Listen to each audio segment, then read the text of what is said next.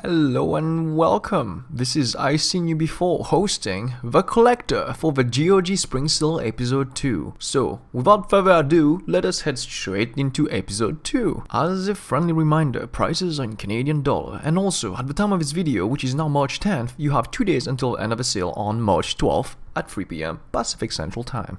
Our first entry is Startopia, a space colony strategy management game at $239 from $789. Remember when management/tycoon games were all over the place? Let me reword that. Remember when good management/tycoon games were all over the place? Startopia is one of the games you would end up grabbing in hopes to quench your thirst for management and be introduced to a unique space colony simulation game. Moreover, this game is scalable to 1920 resolution, so you can enjoy it in HD quality. Next up is Primordia, an adventure point-and-click game with unique looks and retro mechanics, currently at $269 from $1309. The game has been published by Wadjet Eye Games and developed by Wormwood Studios. Primordia is set in its own unique world, and its style is like old-school point-and-click games such as Broken Sword. Set in a post-apocalyptic world, you follow the story of Horatio Nullbuilt, who needs to go on a quest to find his power core back in order to avoid impending doom. Next is Total Annihilation Kingdoms and Iron Plague. For the price of $199 from $789, you receive two great real-time strategy games. More known for its modern incarnation, Planetary Annihilation, or its mech variants, Total Annihilation the core contingency and battle tactics, which I would also recommend if you haven't played it yet. Kingdoms and Iron Plague is the fantasy version of Total Annihilation. In a skirmish game, you usually start with one commander, in this game a king, and build up a base from him. Known for massive unit battles and great skill combat, Total Annihilation Kingdoms and Iron Plague is worth grabbing for any real-time strategy fan. I personally never knew it had a fantasy variant, and that's usually my cup of tea, so it's worth grabbing for me.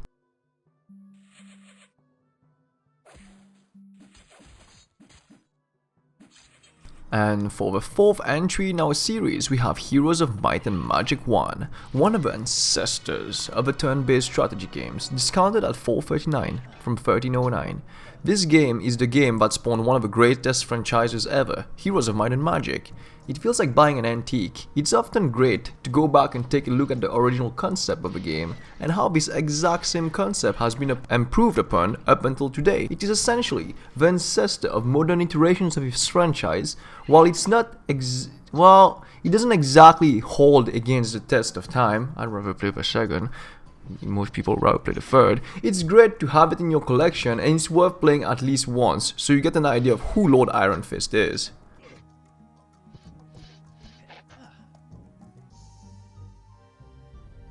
The fifth entry is a bundle. The first two Cultures game are being bundled and sold at $329. Cultures can be described as a Vikings-themed settlers. In the same veins as the strategy city building game, it is unique in its own twist. Personally, I ended up playing a lot of the game in its sandbox mode because it was just so captivating, very colorful, and it was quite unique for the time. Between 1, 2, 3 and 4, I have to admit that the only notable change was the inclusion of the fast forward features, which means you were able to change the game speed. Otherwise, they mostly included new story missions and new campaigns, and that's about it, but there are still better graphics, a tiny bit of optimization, and it's well worth it. This game is still one of my favorites, and I would definitely recommend starting with the second, so you gain access to the game speed manipulation features. This is essentially the predecessor of Valhalla Hills, which is horridly dumbed down and just feels repetitive. It's actually a shame that they didn't take more inspiration from this little guy and included more of their mechanics into their modern iteration of this city building game and slash management.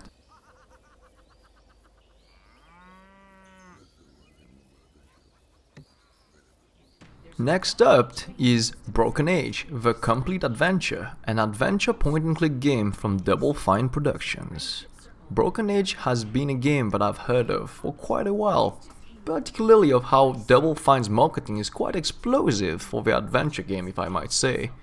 Double Fine Productions is famous for Tim Schafer and his legendary games such as Grim Fandango, Day of the Tentacle, Full Throttle, and he's also the co-designer of the first two Monkey Island games, so yeah, that's pretty famous.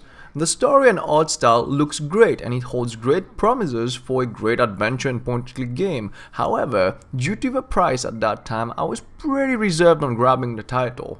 But now at $5.59 for the complete adventure, I believe it's well worth the price. Even though one complaint that I've noticed is that people are saying that unlike being like older LucasArts games, it tends to be a bit more of like Telltale, which means there's less puzzle solving and more of like a storytelling perspective.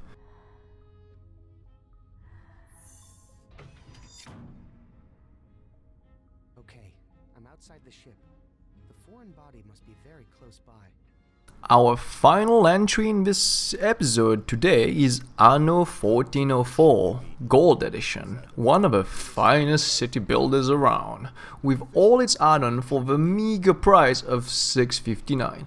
I always used to shy away from the Anno series in the past, probably because of Latin or the date on it, but the first and last game I've actually played of Anno was 2070, and it was honestly quite a mess because of Ubisoft's DRM policies at that time, but as a city builder it was pretty entertaining, except that I found it a bit weird to play on a timeline of 2070. Then again, I guess that's a good prediction for the future, that humans would focus on energy production and that's the way it is produced. Like, you know, some people want to destroy the environment and others would just care about the economic benefits of it, but that's a story for another time. Anyways, after doing some research on the Anno series, I found out that the earlier games were actually one of the greatest ones in the series. So therefore, we have Anno 1404 as the last entry on this list. The other ones are also discounted, but I'm not sure if they're worth a separate entry each, because I'm not too familiar with the series yet to tell you there's a big difference between each other, but I believe they are, since it's a different timeline altogether. Anyways.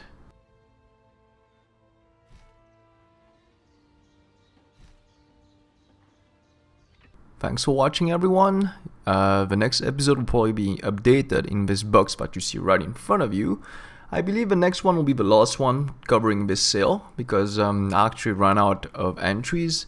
I might include some suggestions that I received from the GoG forums.